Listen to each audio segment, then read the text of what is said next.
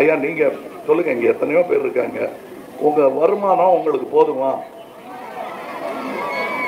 இது உங்களுக்கு பிள்ளை குட்டியில படிக்க வைக்கணும்னு நினைக்கிற அளவுக்கு உங்ககிட்ட பணம் இருக்கா? ஆனா கவர்மெண்ட்ல ஏதோ 1000 ரூபா கொடுக்குறாங்க, நன்றி, அது பத்தாதுதான் எங்களுக்கு தெரியும்.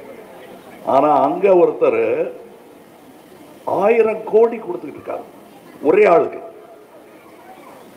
அதாவது இங்க கோடி பேருக்கு 1000 ரூபா கொடுத்துட்டு இருக்காங்க, அங்க ஒரே ஆளுக்கு 1000 கோடி கொடுத்துட்டு இருக்காங்க.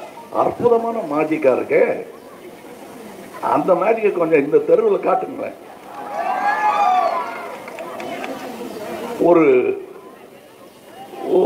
ஒரு லட்சம் பேர் கோடீஸ்வரன் ஆகட்டும், படிப்பு காட்ட முடியுமா அந்த மேஜிக்கை? எங்களால இவ்வளவுதான் முடியும்னு எதுவும் எப்படி எதுல வச்சு பண்ணிட்டு இருக்கோம்? அது நாங்க 1 ரூபா கொடுத்தா நீங்க 29 பைசா கொடுக்குறீங்க. அந்த 29 பைசால உங்களுக்கு 1000 ரூபா கொடுத்துக்கிட்டு இருக்காங்க. இது வேற எங்கேயும் செய்யல. செஞ்சா இந்தியாவே மேம்படும். பெண்களுக்கு பஸ்ல ஃப்ரீ பாஸ் சொன்னாங்கல்ல, அது இந்தியா பூரா கொடுத்தா எவ்வளவு பிரயோஜனமா இருக்கும். இந்த பஸ் பாஸை வச்சுக்கிட்டு ஜிஎஸ்டி போட்டு சிறு குறு தொழில்கள் எல்லாம் அடிபட்டு இருந்த நேரத்தில் பெண்கள்லாம் போய் வியாபாரத்திற்கோ சிறு வியாபாரங்கள் செய்வதற்கு பஸ்ல போவதற்கு உதவியாக இருக்கிறது. இது இந்தியா பூரா கிடைச்சா எப்படி இருக்கும்? ஆனா செய்யலையே.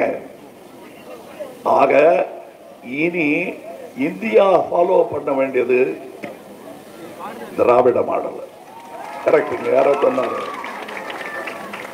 கோச்சுக்கிட்டு பிரயோஜனம் இல்லை. நல்லது எங்க இருந்தாலும் எடுத்துக்கலாம். ஆனா மாட்டேன், நல்லா செய்யறவனுக்கு தண்டனை தான் கொடுப்பேன்னு 1 ரூபா கொடுக்கறவனு 29 பைசா ஆகும்.